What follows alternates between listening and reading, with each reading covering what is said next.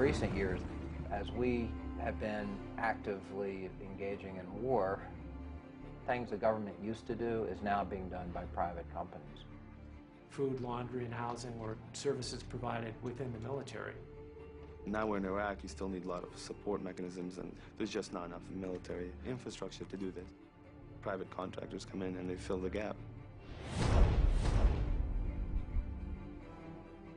I saw contractors in Iraq doing anywhere from helping fix tanks, helicopter mechanics, pretty much any job that's in the military, there's a civilian contractor right there. There are over 100,000 private contractors working in Iraq, Kuwait, and the surrounding area. This war has been privatized to a greater extent than any other war in history. They're part of a multi-billion-dollar industry fueled by your tax dollars, an industry very much in need by the U.S. military. 40 cents out of every dollar Congress controls now goes to contractors. There's more than 20,000 private military on the ground. We have the second largest armed force in Iraq, or private security. They outscale the Brits or any other nation. Blackwater is one of the largest and most conspicuous security firms in Iraq, with about 300 employees there. Blackwater is staffed largely by retired U.S. military, including former members of the Special Forces. Scotty was told that he would be doing security for Paul Bremer, the ambassador, that he would just go everywhere Paul Bremer went, and there would be usually like 3 8-hour shifts. And that was fine with Scotty, because he didn't go over there to hurt anyone. He was there to protect people. Watch out now. I don't want you to get underneath me when I'm climbing. You might get hurt. Hey, Kelsey. He just had an incredible way with sports. Even as a small child, he was the best swimmer on the swim team. He was amazing. First time he ran away from home, I think he was 6 months old, and somehow he'd gotten the front door open and he was in his walker. And I'm getting ready for work, and he's hauling tail down this hill, heading for the playground. And it just totally stunned me. And he was like that for the rest of his life. He was always running. Scotty went into the Navy on his 17th birthday. He loved being a SEAL. Oh, what's this falling down? As far as Scotty going to Iraq, he chose Blackwater because they had a 2-month contract, and Scotty wasn't going to have to be away from his kids very long. He needed to make some money.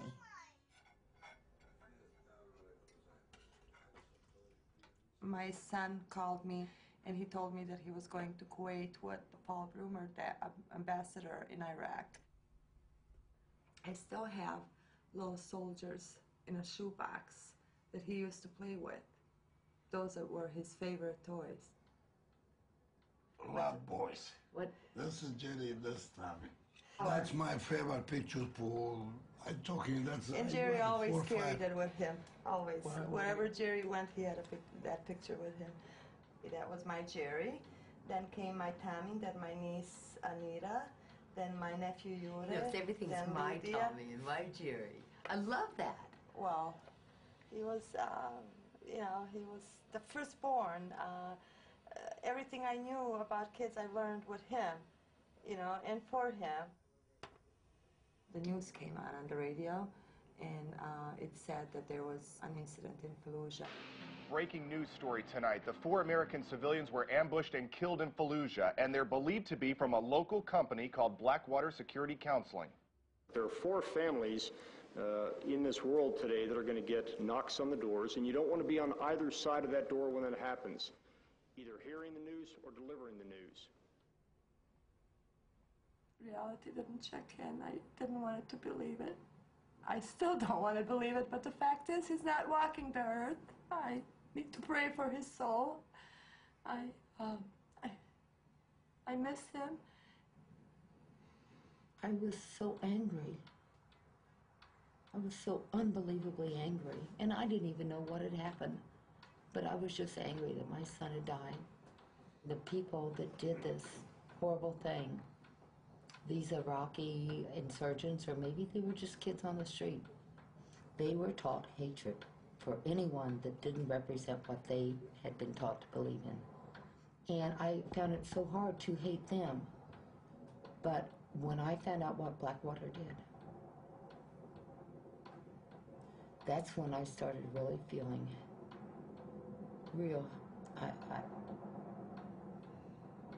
don't know how to say it. The vehicles should have been armored, and they also should have had saws, which are heavy belt-fed machine guns, in each vehicle, which they didn't have. There were supposed to be 3 individuals in each car. They pulled off 2 guys to do, from what I was told, clerical work. So they sent them out short 2 men. Their contracts list that they were to know where they're going, and they were to know people that they're working with. And have been there before. And have been there before. So they... If they had had an armored vehicle, if they had had the rear gunman, he was the one that was going to protect them. My son is not walking there because people that he trusted and worked for did not care about him. It was the mighty dollar. That's all that they cared about. They knowingly skimped on the mission. They cut corners left and right. Shame for country, shame for Blackwater, shame for rule Blackwater. What happened to them while they were with this company, not the American military, this company, had responsibilities that they didn't live up to. And our family members died because of that.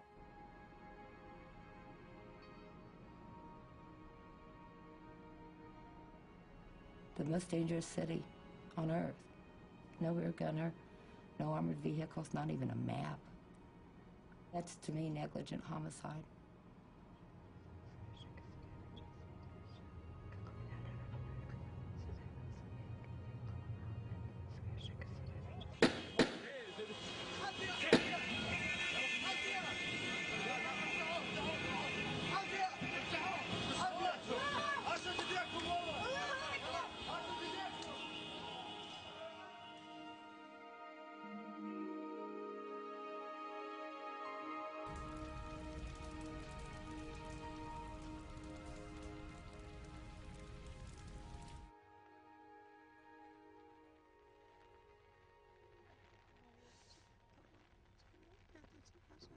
They were just numbers for them.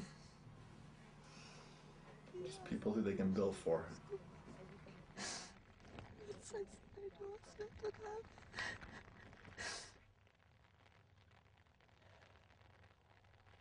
This is a situation that was in the front page of the news, that was leading various network broadcasts for several days, and how that company manages that challenge will really dictate the future of that company. The first focus has to be for any company that finds itself in the type of crisis that Blackwater found itself in is, what do we need to do to preserve the financial business future of this company? This is a company whose success, economic success, is completely contingent upon funding from the U.S. government. Within the first 24 hours, Blackwater hired a D.C. lobbying firm called Alexander Strategies Group.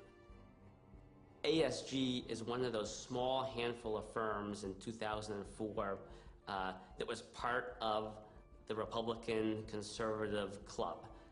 Blackwater itself, in particular its CEO and founder, Eric Prince, has long-standing ties to the conservative movement, particularly on the Christian Coalition side, had been very generous with his campaign contributions over the years. He and his family contributed over $2 million to Republican candidates and the Republican Party. Hey guys, I really don't want to talk to you, okay? Thank you. Well, I'll ask you some questions about your men in Fallujah. What happened there, sir? Fallujah happens the last day of March. Within 24 or 48 hours after that, they're literally on the Hill meeting with some of the most powerful members of Congress who really were going to dictate what was going to happen to this company in terms of its funding. They went to John Warner, who was the chair of the Armed Services Committee on the Senate side. They went to Duncan Hunter, who is a congressman from San Diego, who is the chair of the Armed Services Committee on the House side. They met with Rick Santorum, who is chair of the Republican Senate Conference Committee, which is a very, very powerful post. Contractors are among those who have been taken hostage. They've also suffered terribly, injuries and loss of life, the most horrific of which occurred on April 13th of this year, Madam President, when the bodies of 4 contractors were burned, mutilated, and hung from a bridge in Iraq. Should we step up and try and do something about that problem? We will have to have very vigorous opposition to this amendment as it is presently drawn. The Blackwater strategy worked very, very well. They went to Washington, they stopped any investigations from taking place, and at the end of the day, as a result of their action, they were able to protect their business. They went out and they retained former high-ranking government officials. Kofor Black, who was a high-ranking official at the Central Intelligence Agency, Joseph Schmidt, who was the Inspector General at the Pentagon. And undoubtedly, when you go out and you retain high-ranking officials like that, they certainly are helpful in attracting new business, pursuing new business, and getting new contracts. Within a year after the Fallujah incident, they had received over $200 million in new government contracts. People in Washington who leave government and go to work in lucrative jobs for defense industry, they have connections. They have influence.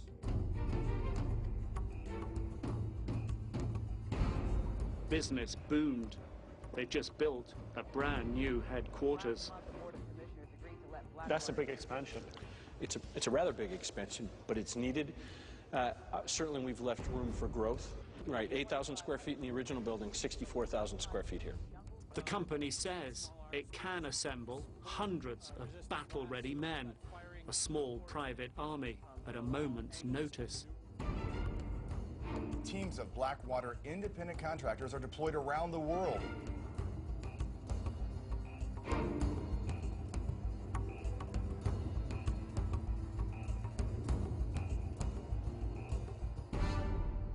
Instead of mourning my son's death and the other 3 men, they go and they profiteer off of it. They were cutting every possible corner to make more money for them. In Iraq, most of the men aren't getting the protection. Men over there working for Blackwater are still dying. The world really needs to know what's going on over there, and we need to stop it. There has to be accountability. Right now, they are literally getting away with murder. Drugi put pod križem. Klanjamo ti se, Kriste, I blagoslivljamo te.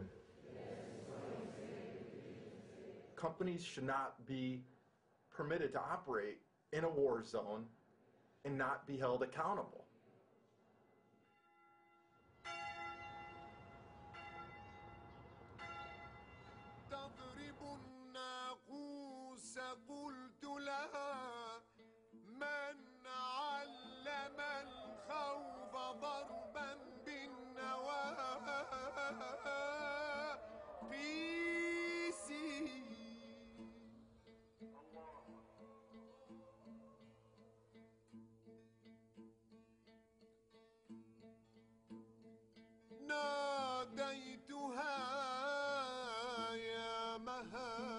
I was reading the Bible in Greek and Hebrew and studying those languages, and Hebrew sort of led naturally into Arabic. I was also interested in student loan repayment.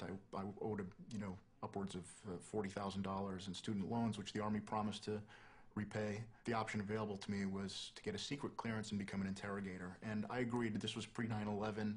I didn't really expect I'd have to interrogate someone, or imagined if I did, it would have been in a conventional war where things would have been very different. I found out in April of 2003 by a phone call. He said, well, the good news is, congratulations, you've been selected for promotion to Brigadier General. I said, well, that's good news. What could possibly be the bad news? And he said, well, the bad news is your unit, you'll be commanding, assisting the prisons experts with the restoration of prisons for all of Iraq. And they're already deployed. And I said, well, can I go? And there was just a second of silence on the other end of the telephone, and he said, you want to go? I received a telephone call from a Mr. Saleh. He said, can you help me? He said, the Americans took my money, and they hurt me very bad. and I just came from Abu Ghraib. He told me of one incident where you know, he was stripped nude, and they tied a rope to his penis with 7 or 8 other men, and then they would, these were American personnel, he's telling me, and they would push one man, and all of them would fall, and they'd be joking and laughing and mocking him. I would ask him, who was doing this to you, Mr. Saleh? And he would say, well, there were 2 types of people. One was dressed some type of military personnel wearing the army. And then the other type would be in civilian clothing. I go, what do you mean civilian clothing? He goes, like normal pants, like any normal pants and a normal shirt. So that's the first time when it struck me that there's another element being involved here in Abu Ghraib, another type of person there. كان يوم أحد. يوم الاثنين كانت حالة من الفوضى ومن الإجراءات الأمنية الشديدة. يوم الثلاثاء اللي هو يوم اعتقالي ذهبت إلى عملي، مو عملي أنا يعني كنا في موقع عمل في منطقة الحصوة، فأني أعمل في مجال الكهرباء. تم نقلي إلى سجن أبو غريب في بداية عام 2004 باليوم الأول من الشهر الأول لعام 2004. كان أكو شخص مدني واقف بيتأمر، يعني ياخذون أوامرهم من عنده اللي هم الشركات الأمنية. أدخلوني إلى الزنزانة، كبلوني، وتم خلع ملابسي بالقوة. يعني أسلوب من أساليبهم أنه القبض التناسلي للرجل يلفون عليه حبل ويجروه هيك مثل عملية الخنق. شنو الغاية من عندها؟ شنو هاي الأبرة تضربون إياها اللي أنا هسه حاليا حتى أطفال مدى يصيرون عندي؟ شنو الداعي لأنه الجيش يستعين بشركات أمنية مدنية للتحقيق مع معتقلين؟ بس أنا أقول لك هاي شركتين مؤكدة، شركة تايتن وشركة CI. When I saw the photographs for the first time, and I said to the commander of the Criminal Investigation Division, who was showing them to me, I said, why are the translators around the prisoners? Why are the translators in the cell block? And he said, ma'am, those aren't translators, those are khaki interrogators. Khaki was hired by the Department of Interior out of a little town in Arizona called Sierra Vista, and they were hired to do database work. And that contract, which was sort of a blanket contract that allowed them to do a whole bunch of different things, was used to do interrogation in Abu Ghraib.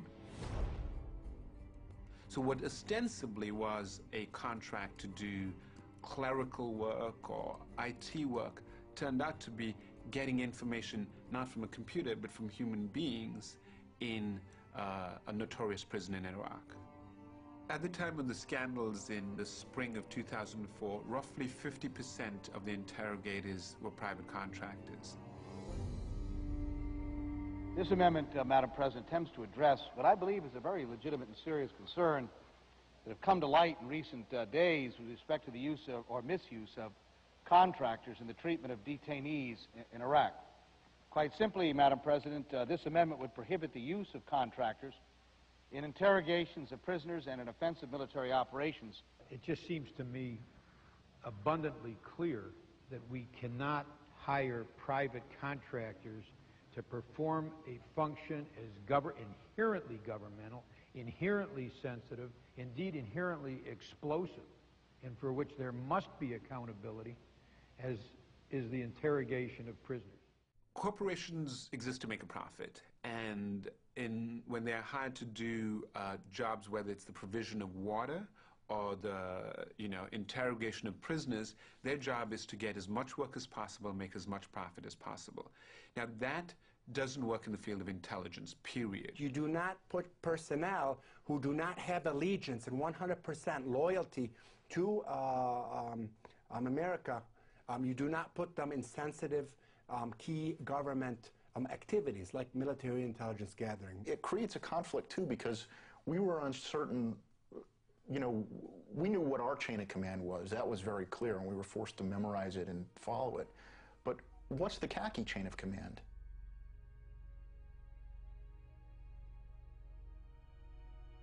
بفضل هاي الشركات السجون أصبحت معسكرات للتدريب على العنف. وفوجئت بالاعتقال وبالفعل بعد يومين نقلت إلى سجن أبو غريب ورفع الكيس من رأسي ووجدت نفسي أمام مجموعة عسكر مجندين يعني من دول المحققين عرفتم فيما بعد مجموعة حوالي 8 أو 10 ويقولون علي يضعون البندقية بأماكن حساسة بالجسم وبالإضافة إلى الضرب وكنت أسمع به استغاثات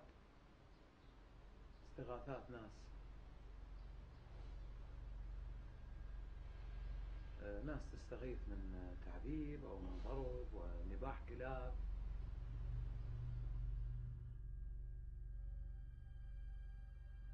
There was a wink and a nod approach. We have these rules, you're going to follow them, but we're not going to spend that much time making sure that you're going to follow them.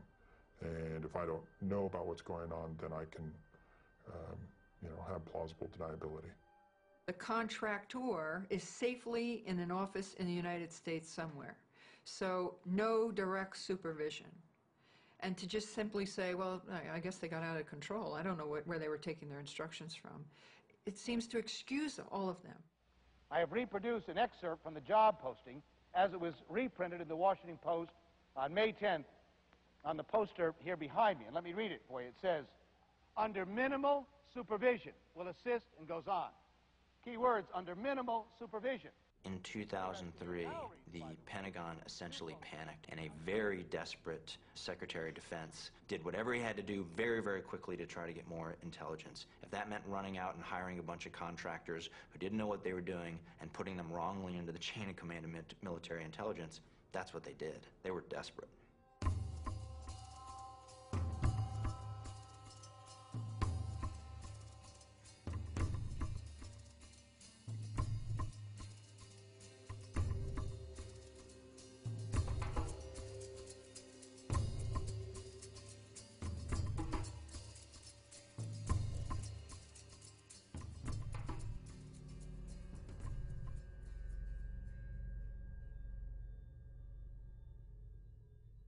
The contracting business in Iraq is very, very lucrative.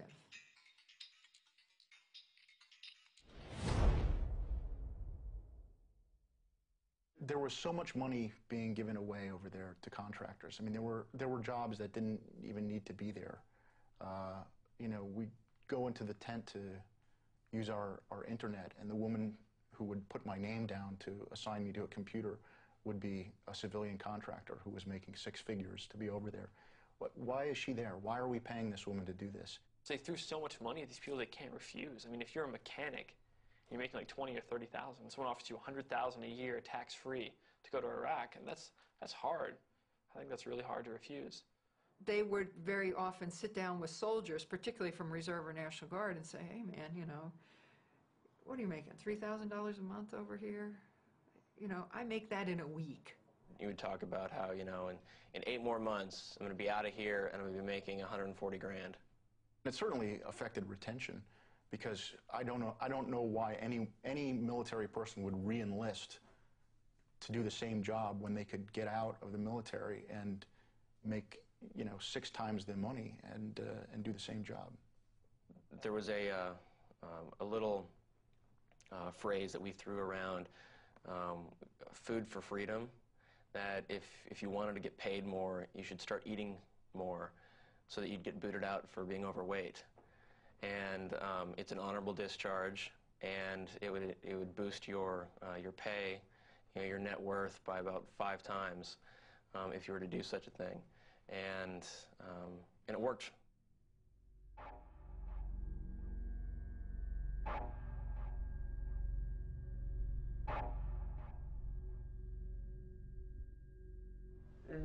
جو علينا الامريكان بال11:30 بالليل واخذوني انا وابني، فابني دا يقول لهم هذه امي، فاجا الامريكي جرني من ايدي حق قال لي جو سكو هيك حال صح، فقال لي اعترفي اذا ما تعترفين على الارهابيين البياج حوديك مكان يعتدون عليك ويلعبون بيش طوبه الامريكان، فاحسن لك احكي انت وابنك.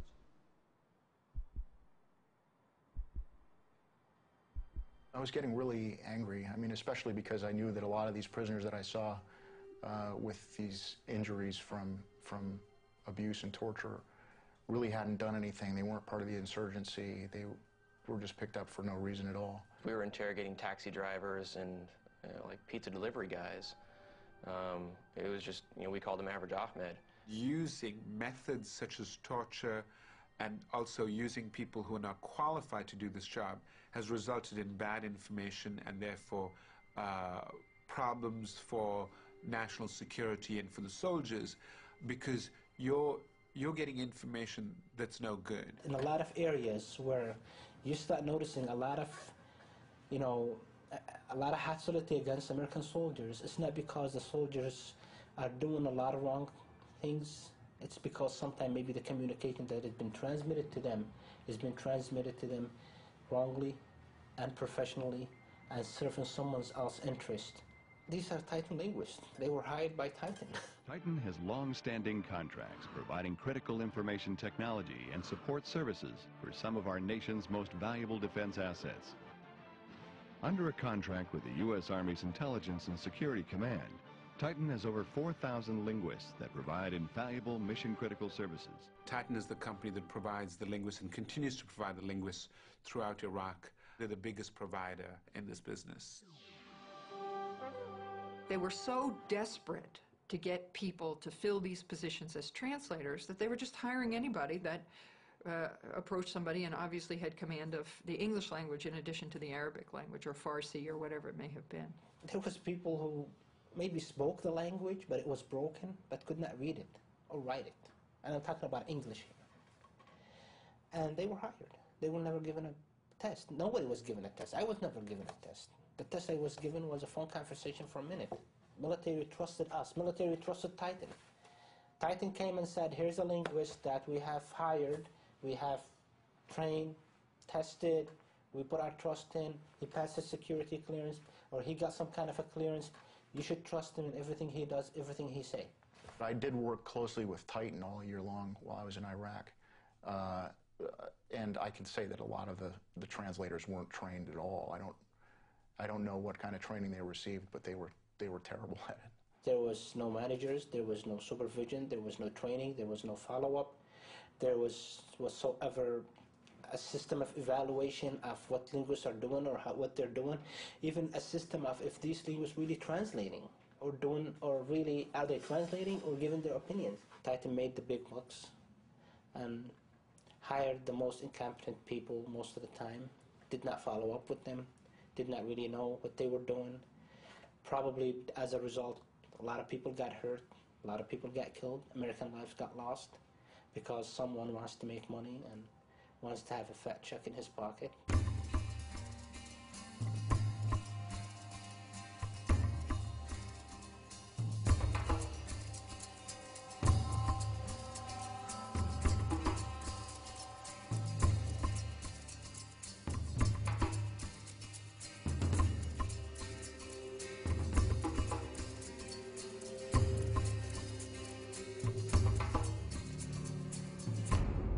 Here you have the MPs who engaged and participated in horrific conduct are being held accountable for their actions. Why aren't the U.S. contractors, the civilian corporate personnel, why aren't they being held accountable for their actions?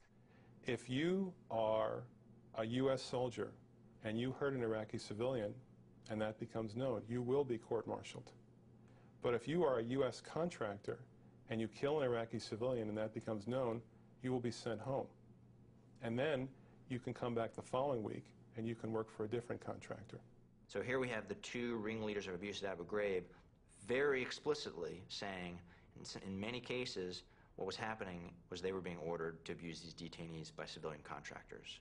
These guys are in prison for 18 years total between the two of them, and there's no contractors in prison. My question is in regards to private military contractors. The Uniform Code of Military Justice does not apply to these contractors in Iraq. I asked your Secretary of Defense a couple months ago what law governs their actions. Mr. I was going to ask him. Go ahead.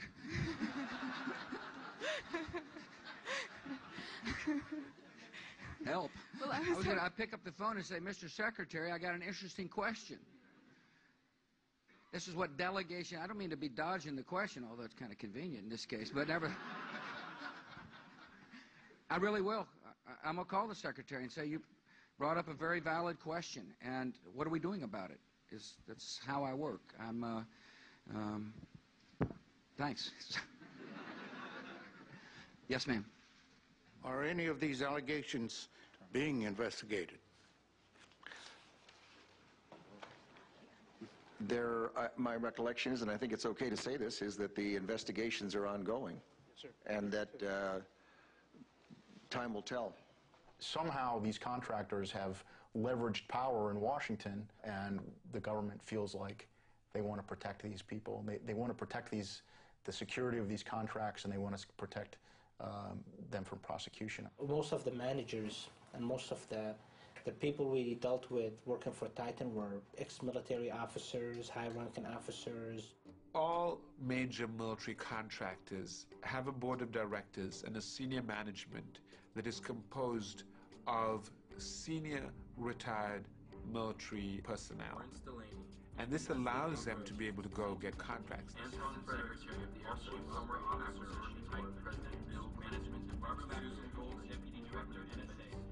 Washington is a phenomenally incestuous place. Retired senior officers, Capitol Hill staffers, and defense industry. You know, the usual suspects come back again and again.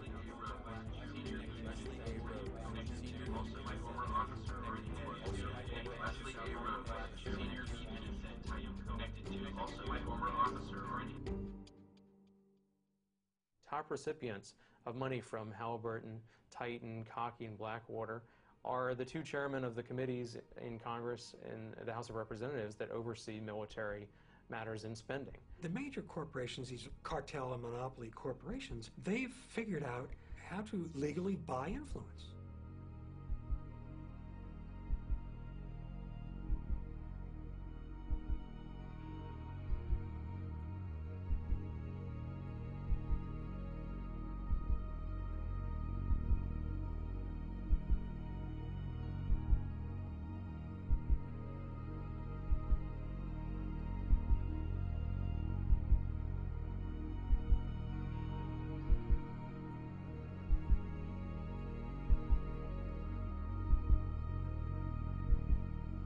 I would echo the words of Pope John Paul II.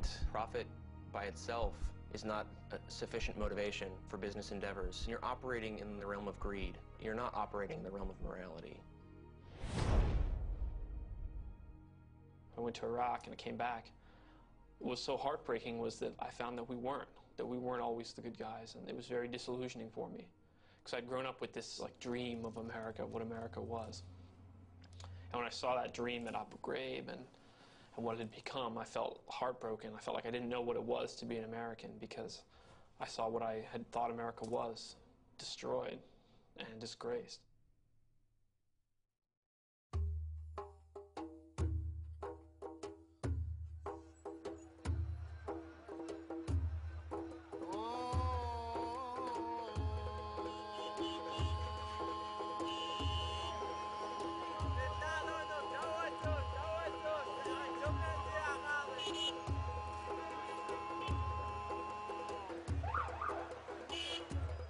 When they went into Iraq, a subsidiary of Halliburton, which is KBR, Kellogg Brown and Root, was on the scene immediately. They were logistics people, they were mechanics, and they were also contracted to begin the process of setting up shower points, laundry facilities, mess halls, dining facilities, really searching for any opportunity to take on what would be traditionally military roles. When you use these contractors, you gain a lot of efficiencies, you gain a lot of expertise and specializations. It was devastating because they took over my job. I ended up doing nothing. We had to train these KBR contractors how to fix these radios. We had to walk them through all the basic steps. When I could be actively becoming a better soldier and becoming more proficient in my job, instead of having to sit up on guard duty to wait around while KBR contractors are doing the job that I had to train them to do. Across the board, people lost their jobs.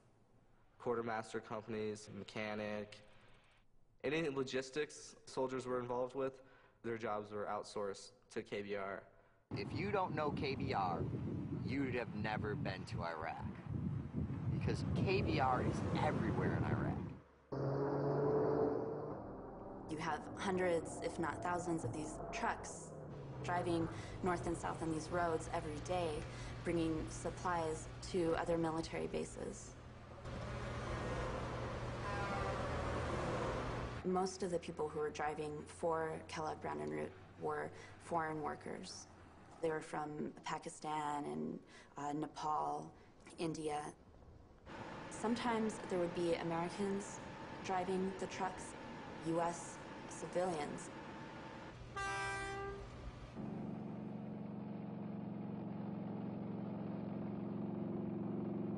I heard about the job through another truck driver friend in Calexico, California. We were sitting there waiting for a load, and he told me this was his last load and he was going overseas. From there, you know, I sent my resume in. I thought I was really going to be doing a lot of reconstruction in Iraq, as far as, well, I could see me hauling fuel maybe to a place that had loaders and dozers, you know.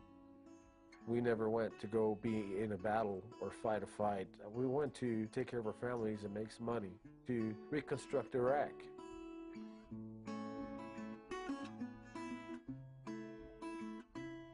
Tony and I met in '79 at a Halloween party. It was kind of a blind meeting, and we're married less than a year later. His brother was in the Navy, and so he always wished that he had done something like that. He's just a good old boy. He thought it was such a great cause to go and help rebuild, and got a job with Halliburton, and he was going to go drive a truck in Iraq. Within a month, he was there.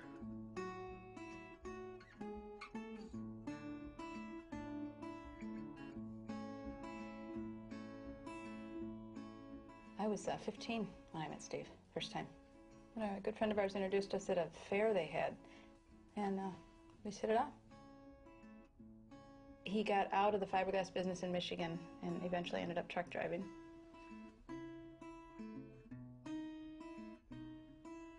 Steve decided to go over there to get us financially set for not only retirement, but to, you know, help 3 kids go through college.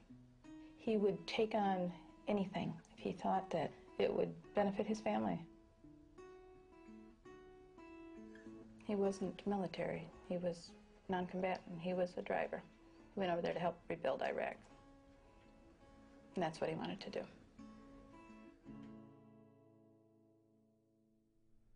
When I woke up early that morning, it was about, I'd say about 4:30 a.m. We had to be out by our trucks by 7 a.m. And we already knew what we were going on our mission. We were told at 7 p.m. the night before, on the 8th of April. The first things we do was very normal. It was just routine behaviors. Just go ahead and do a pre-check. Go ahead and preventive maintenance and check your oil and check your air in your tires and your fuel tank. And the soldier that was sketching a map with his boot in the gravel next to his vehicle, well, some of us saw part of it and some of us didn't. Well, nobody ever told us why. Nobody told us what was going on, and they said the roads were red, and I wasn't sure what red meant. We left the post nearing 11 o'clock, 10:40, 11 o'clock in the morning in there somewhere,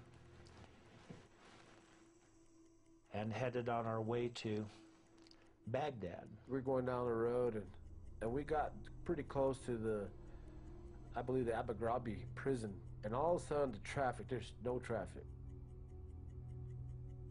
And right about then, I mean, bullets came from everywhere. It sounded like we were in a hailstorm. It was like when you were a kid, we used to make popcorn in a pressure cooker. The temperature comes up and begins to pop. They were coming in through my doors. They were hitting my tanker. They were hitting my windshield. They were coming in through hitting the engine. You could You hear them come in through one door, hit the other door where they lodged in, and I mean, they're just coming in everywhere. And then it reached a crescendo and just seemed like it never stopped after that. And then I could hear the men crying on the radio, yelling out for help. I'm burning, help me, please don't let me die in Iraq. Truck behind me, his trailer caught fire, and he overturned and was trapped inside the truck and burned up. I heard one yelling and then screaming and until he stopped. Friends that I'd promised before that, you know, if they broke down or something happened, I wouldn't leave them. I hear them screaming, I'm hit, help me, please, I don't want to die here. I was completely saturated with blood, you know, and my pants were soaked with blood, my shirt was soaked with blood. It was just absolutely just sheer terror. Just absolutely, positively horrifying. And I still feel, still have that shaky sort of thing in me. It's like sitting here right now, it's like I'm still there.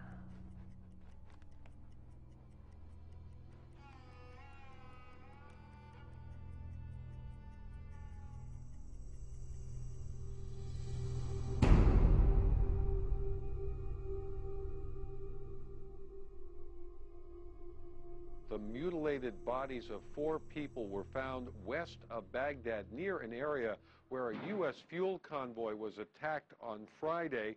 After that attack, 7 Americans were reported missing, including contractors working for Halliburton, a company that supplies fuel and other supplies to U.S. troops. The families were notified today of the discovery. Halliburton did release a statement saying, quote, "We at Halliburton are saddened to learn of these deaths and are working with authorities so the families can begin the grieving and healing process." 2 U.S. soldiers are missing, and also Thomas Hamill from Macon, Mississippi, an American contractor with Halliburton. Saturday, April 10th, one day after I got the first phone call from Halliburton and KBR. Steve, when you get back to base, please call me. I got a call yesterday saying that you are missing after heavy fighting and more attacks. You and 9 others. To sharpen. And what are these rocks called again? I forgot. Dad told us, but I don't remember. Like shale?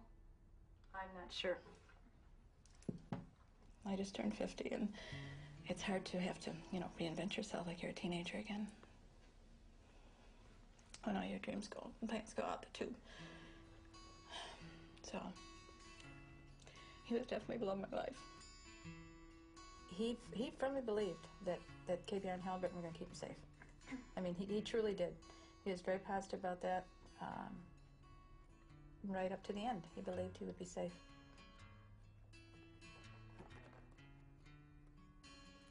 He wasn't much of a writer, that's for sure. His journal's empty.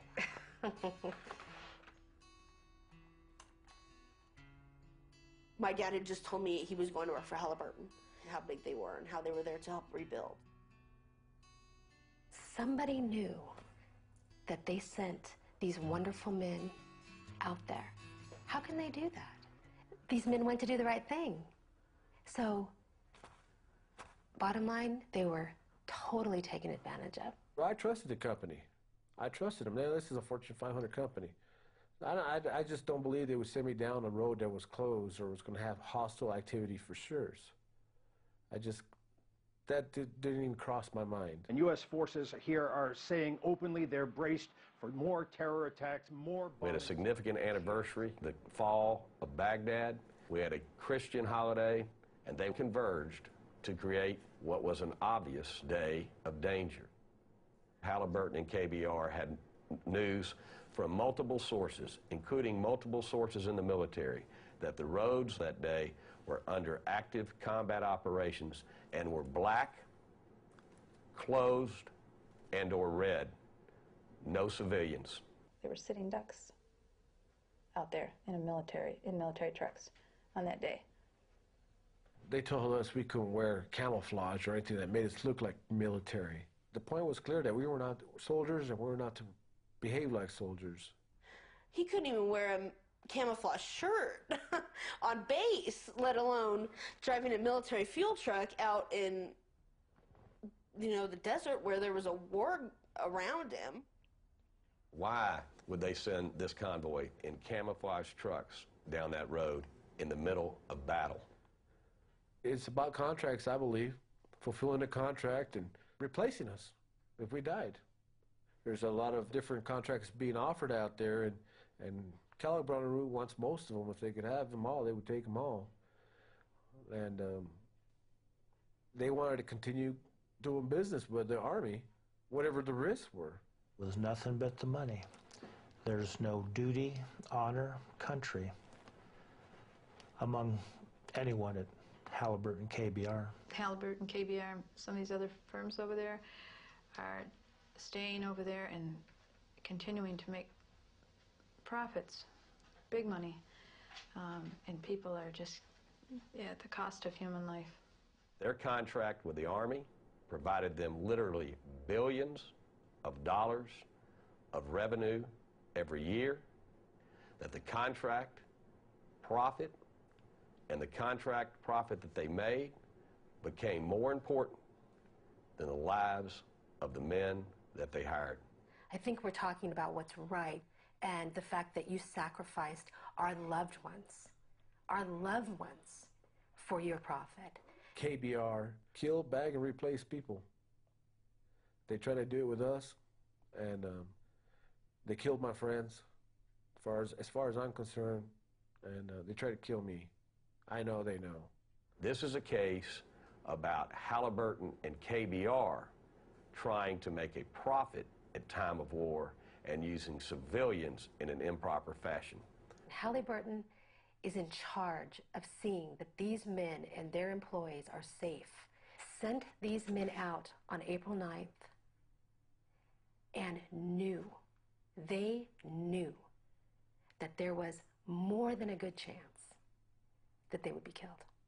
When people talk about, oh, they gave their lives or this thing, and I can assure you that they did not.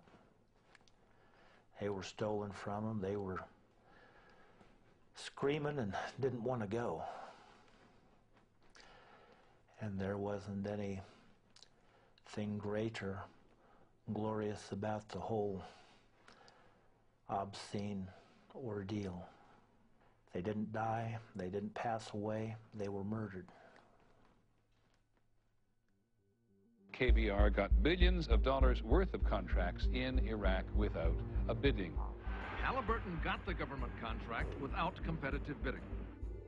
In the case of Halliburton, most of the contracts they've received have been sole source contracts, which means they're either given the contract, it's just offered to them, or they're the only people that bid on it.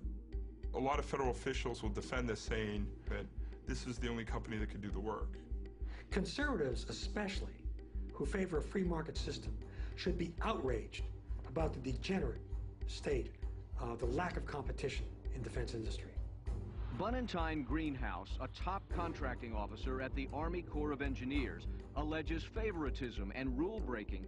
I walked into a process that was corrupt, that was geared toward preferential treatment to KBR. KBR was pre-selected. The duration of the contract was predetermined. Most blatant abuse that I had experienced in my contracting career. The American way is competition, and I cannot sufficiently stress that in defense industry, when it comes to the big programs, there's not competition. It's monopoly and cartel behavior. It is corrupt, it is corrupting, it is corrosive to our national defense. When we showed up, there's nothing there. Our customer is a private coming off patrol who wants midnight chow, and we're there for him. We're doing stuff that you'll never read about in the papers. Everyone had to make a big adjustment over there. I helped with that. We got 80,000 troops out of the stand in 3 months. It was awesome. I'm Ian Dolan. Angela Stevens. Kirk Hampson. My name is Jay Patterson, and I'm proud to work for Halliburton. My name's Ben Carter, and within the first week of being in Iraq, I knew that that wasn't going to be the company that I wanted to be with. Halliburton was hired to provide clean, safe cooking, cleaning, shower water for for the military. One of Halliburton's employees saw something wiggling in the water in his toilet bowl. So I went and tested the water in our water storage tanks. There was no chlorine in them, none. The water we showered in every single day was extremely contaminated. And when I talk about contaminated water, I'm saying malaria, typhus, giardia, cryptosporidium. I mean, the list is really, really long. Halliburton is accused by its own employees of exposing troops to contaminated water in Iraq. When I tried to notify the troops that they may be exposed to a serious health risk, I was told that the military was none of my concern. They were only concerned with making their profit and didn't care how it may affect the troops. Of the 67 water treatment plants that Halliburton run, 63 of them weren't providing safe water. And the Marines are showering in it every single day.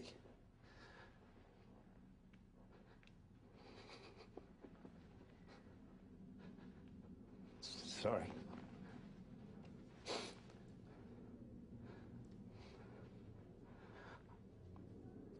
I was there to help them. There's a lot of soldiers over there. They might come home without a bullet wound, but there's a lot of them that are going to come home with pathogens in their blood because of Halliburton. And they don't even know to get tested for it unless somebody tells them. And I'm sure Halliburton is not going to be the company to tell them. When I joined Halliburton, I knew I was going to work on some big things. We put out a few fires at work. Once ran into a small challenge of getting some supplies to our troops. But the biggest thing, serving our troops good old American food. So they'd feel just a little closer to home. How come you don't go to the chow hall? How much time you spend online? At least an hour. An hour for food? An hour in the sandstorm for food? Tell me about that line over there. What line am I looking at right now? That line is for the chow hall, where you eat. Several times dining halls were attacked. All it takes is one Iraqi that's an insurgent, and because they knew what times we were going to eat every day, they knew when to expect to hit. And that happens because KBR won't go to a 24-hour feeding schedule where they just always have food ready. They won't do it because it saves them money. Because they get paid by how many soldiers they feed, not by how many soldiers they save. Feeding the troops. The Pentagon has found some serious problems with Halliburton's work on that contract as well. Pentagon auditors found that a Halliburton contract to provide food and housing for American troops had a staggering $1.8 billion in unsupported costs. It was all a scam. Halliburton was charging $45 for a six-pack can of like Coke or Pepsi that they give us and the military free in the mess hall. Now, these sodas were made right there in the desert. It's not as if they were brought over from the United States. These sodas were made with Arabic wraps, you know, Coca-Cola, Pepsi-Cola, whatever, right there in the desert. So it's not as if they had an exorbitant transportation rate. They had the little mobile units that we had to put our clothes in, like a net duffel bag. Halliburton charged the government $100 for every bag of clothes they washed. Whenever we got our laundry back, it felt worse than when we turned it in. Everything was still grimy. I stopped taking my laundry into KBR, and instead, I was washing it in the sink. And I was told by my chain of command that I was not allowed to wash my laundry on my own. I had to take it to KBR to have it washed, even though we all knew that they were doing a horrible job because they get $99 a bag for a bag of laundry that I could do at home for $3. A legal way of stealing from the government or taxpayers' money. The Pentagon audit released last night that found the company is overcharging taxpayers. Halliburton Company billed taxpayers for its contract work in Iraq. It is your money that's being used. These contracts are managed under a system called Cost Plus, which is the opposite of trying to save money. It guarantees that everything that you buy will be paid back and reimbursed if it's seen as justified, and you'll be given a profit in addition. A cost-plus arrangement that critics say leaves little incentive to save. The more taxpayer dollars Halliburton spends, the more Halliburton makes. Cost plus encourages you to run up the cost of a program because you are going to get a percentage of the end result. And so there's no incentive to stay at Motel 6. Stay at the Ritz-Carlton in Qatar, folks. The place that they chose for orientation in Kuwait was a huge resort set right on the ocean. Had, I think, 3 swimming pools. So it was better than the Wyndham in Texas or the Ritz. It was fancied up. Marble floors, mahogany woodwork. It was just beautiful. They had sea-doos, jet skis they could use. You could go and rent wave runners and go out and play in the water. We were renting wave runners, and we got paid by the hour to do it. I was told this: don't question it, enjoy it. Several government agencies are currently investigating if Halliburton overcharged for work already completed in Iraq. They had 5-star meals catered in every day. It was so lavish. Rows of vegetable platters, beef platters, fish platters. It's a cost-plus contract. KBR looked at it, the more money we spend, that's the more money we get in our pockets. We had it made over there compared to the military. I mean, those guys were living in tents, and we had air-conditioned private hooches. The tents that we were staying in were completely moldy, and everybody was getting sick with respiratory infections. They're getting paid millions of dollars. Why can't they even give us a tent that doesn't make us sick to live in it? The soldiers are sleeping on these little cots out in the middle of the desert, while these KBR executives are driving these $40,000 vehicles. They and their secretaries are driving at least a $30,000 to $40,000 vehicle. This secretary lives in this complex, eats her meals in this complex, has her laundry delivered to her, has no reason to go anywhere at any time, but has a brand new top-of-the-line Ford or Chevy pickup with everything imaginable on it that you could put on it. Chrome rims and leather interior and CD players and all these extra amenities that, you don't really need in wartime. Why do they need an H2 Hummer? Why do they have Cadillac Escalades in Iraq for Halliburton managers? What is the purpose? One invoice that I saw was for about $7,000 for 1 month for a SUV on a lease. It was a 3-year contract. Comes up to roughly $250,000. A vehicle that you and I could purchase at the local dealership for probably top of the line $45,000. And the taxpayer paid $250,000 and never did own the vehicle.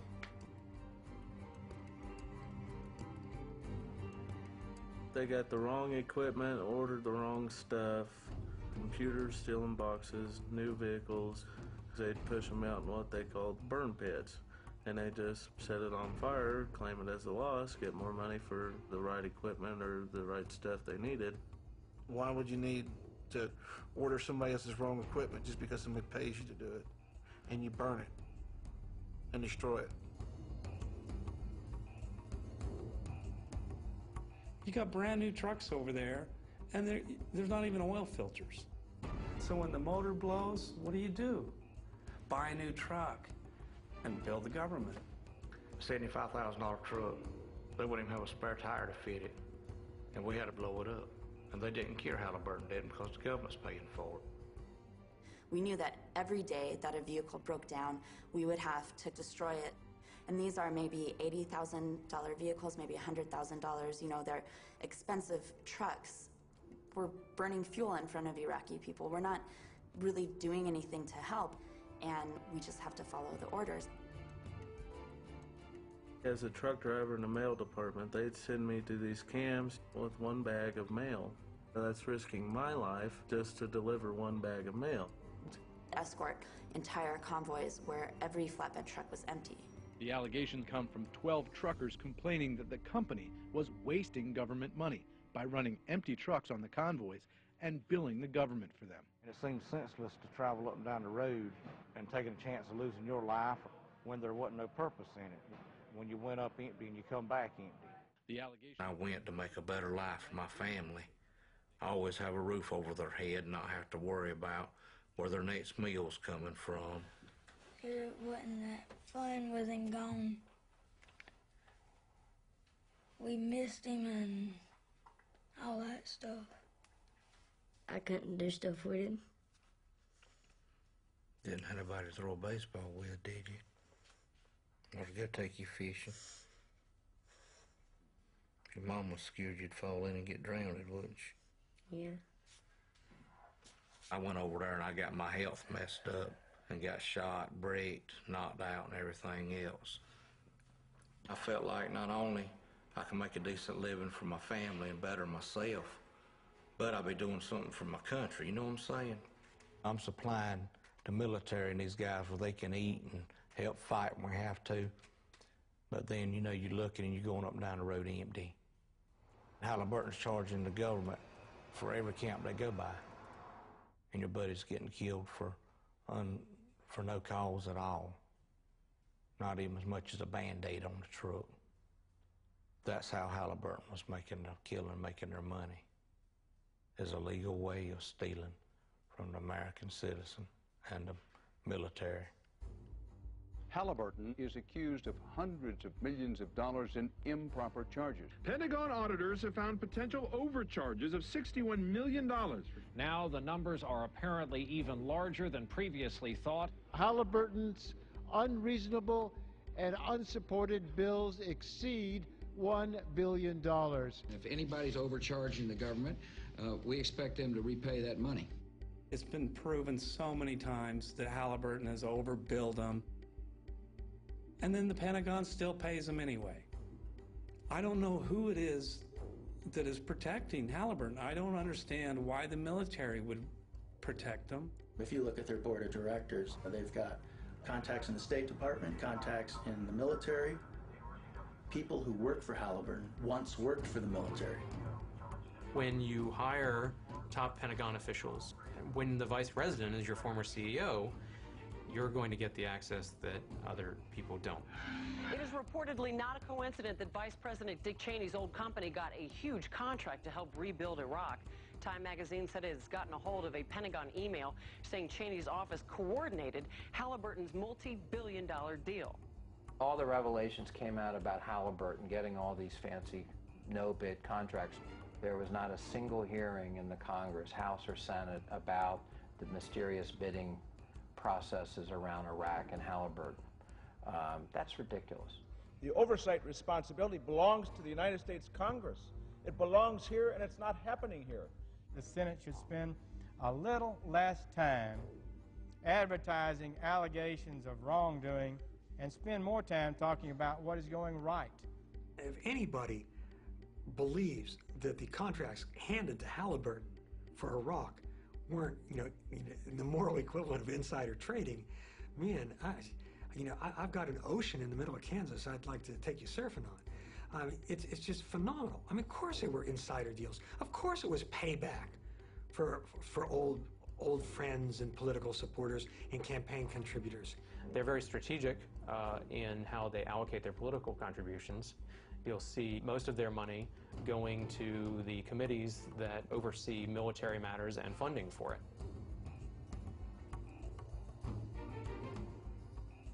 When you pay influence money in the form of campaign contributions, it means people look the other way. The U.S. Army announced today it signed a new contract with a unit of the huge contracting firm Halliburton. The military fights for the guy next to you, or the guy in the next foxhole, who you've trained with, slept with, ate with, spent all your time living with and working with. From the corporate side, it's a question of where's the next contract coming from?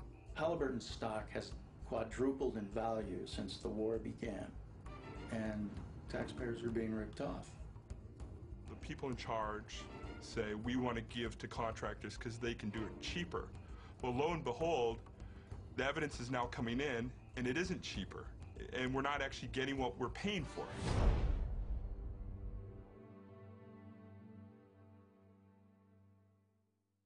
We were writing contracts with Halliburton and others to do things that Iraqis could have done better and far, far cheaper. And by the way, we would have gotten Iraqis off the street and given them jobs. Let us stop the war profiteers. Let us say no to them, and let us say, if you continue to, you're going to go to jail because that's where you belong. My amendment would stop them. There hasn't been a single major piece of contracting oversight legislation passed by the Congress since the war began.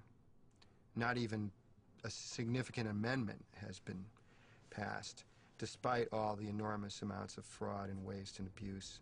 There needs to be a special committee established, a bipartisan committee, to take a look at waste and fraud and abuse. The amendment is not agreed to. The amendment is not adopted. And the Leahy amendment is not agreed to.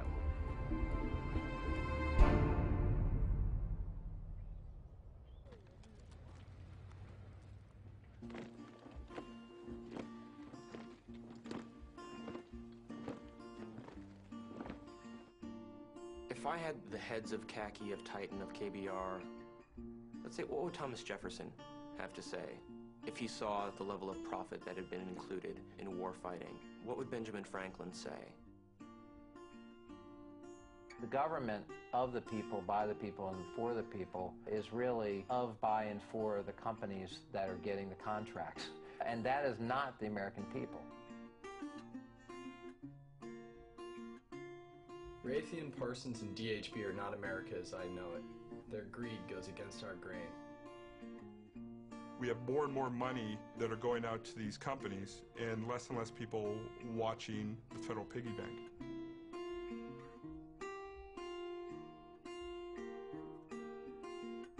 We need greater oversight in this war, even more than in past wars, because this war has been privatized to a greater extent than any other war in history.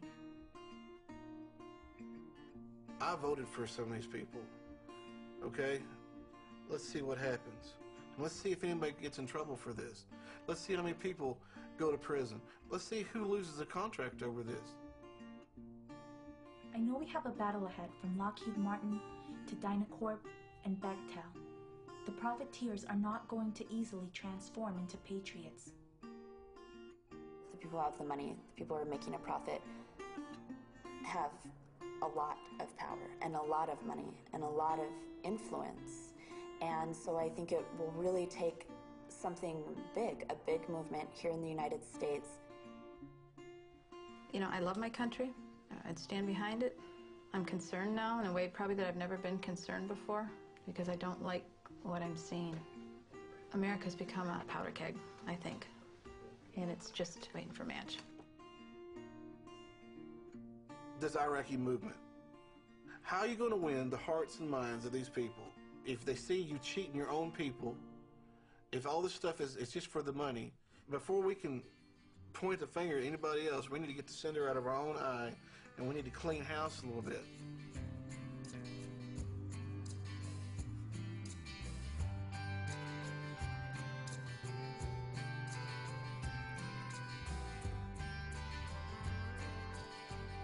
I think the world really needs to know what's going on over there. There has to be accountability, and we need to stop it. I'm a patriot. I love our country, and I want our country to survive. And the survival of our country depends on us taking it back.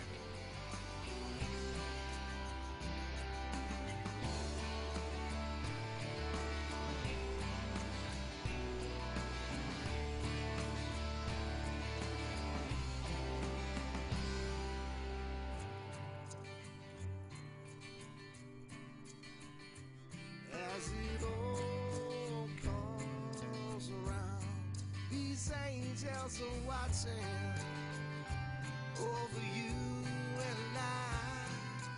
The hero is standing, fiddle in hand.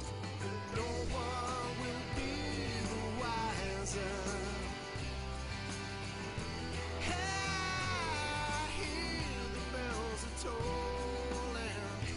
Well, across the night, behold these twisted lines are drawn in the sand,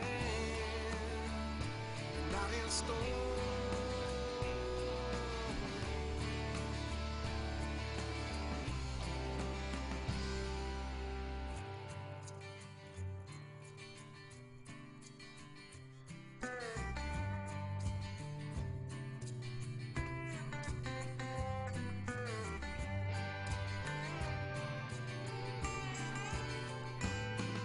the sun goes down, a glimmer of redemption lifts across the sky. Heed not these merchants and thieves who would deceive, for this mountain will crumble into the sea. Hey, hear the bells are tolling way across the night. Behold these twisted lines,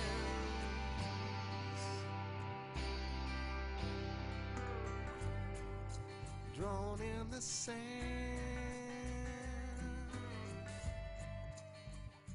not in stone. Hi, could I have Tony Frederickson's office? I was wondering if I could request an interview with Eric Prince. Recording. Hi, Kathy Mann. It's Robert Greenwald and Amanda Spain calling from Los Angeles. We're working on the film Iraq for Sale. We want to get Mr. Frederickson's perspective. We're really very anxious to have Halliburton and Mr. Lazar in the film. Yes, Robert Greenwald and Abby Hurwitz here. We've discovered, frankly, quite a bit of very troubling material. I thought letting people know that we found something critical would be fairer than just kind of trying to sucker punch them about Halliburton KBR's role in the war and the war profiteering. We'll put the whole transcript from the interview up on our website. Hi, Angela. How are you? This is Abby Hurwitz. I left a message with Lindsay Taylor last Friday requesting an interview with Eric Prince, and I was wondering tomorrow. We really want to give you an opportunity to be heard. I know that it's been quite a bit of time and you have not responded. I was wondering if there was anyone in your organization that would like to be interviewed to represent your company. Can I get your email address? Okay. Can you please put me through to her? Oh, I thought she was going to be in all day. Remember, early morning, late tonight? This is my third call to Titan. This is Robert Greenwald and Amanda Spain calling from Los Angeles. I think we talked to you yesterday. Permission to make a documentary? Yes, Jody Brown, it's Robert Greenwald and Amanda Spain calling again. It's Wednesday, July 26th. We've been emailed 5 or 6 times. And that's to get an interview with Mr. Frederickson?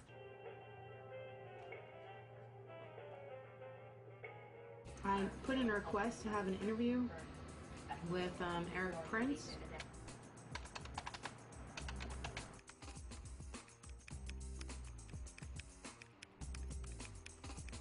We're just about at our deadline here. The reason why I keep calling is because we're kind of under some time constraints. I guess Kathy Mann's unavailable till Thursday, and someone's going to try to reach Melissa Norcross. Eric Prince is not available.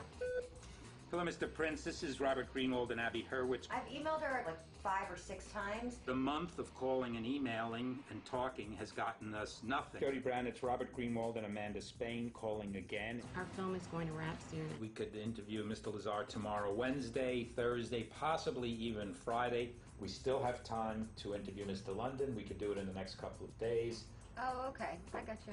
Is that just a way of saying you don't want to have anything to do with it? Because saying you can at this time over a period of a month just leads us to believe either you don't want to do it or there's something you don't want to say. We don't know what it is. Would you do me a favor for my boss? Will you just write that to me? Will a day make a difference? Will a week, a month, a year, 5 years? Okay, so y'all are saying no. So you were definitely going to turn it down? No. No. They said no.